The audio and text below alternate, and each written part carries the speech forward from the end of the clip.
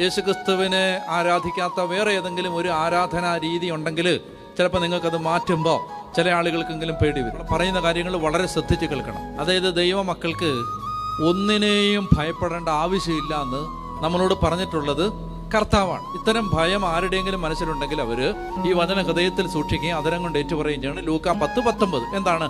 ഇതാ പാമ്പുകളുടെയും തേളുകളുടെയും ശത്രുവിന്റെ സകല ശക്തികളുടെയും മീതെ ചവിട്ടി നടക്കാൻ നിങ്ങൾക്ക് ഞാൻ അധികാരം തന്നിരിക്കുന്നു, ഒന്നും നിങ്ങളെ ഉപദ്രവിക്കുകയില്ല. മന്ത്രതന്ത്രങ്ങൾക്ക്, ആഭിചാരങ്ങൾക്ക്, ക്ഷുദ്ര ശക്തികൾക്ക്, മറ്റേതെങ്കിലും പൈശാചിക ശക്തികൾക്ക് ദൈവ പൈതലിന്റെ മേൽ യാതൊരു അധികാരവും ഇല്ല. ഇതെപ്പോഴാണ് സംഭവിക്കുന്നത് അറിയാമോ?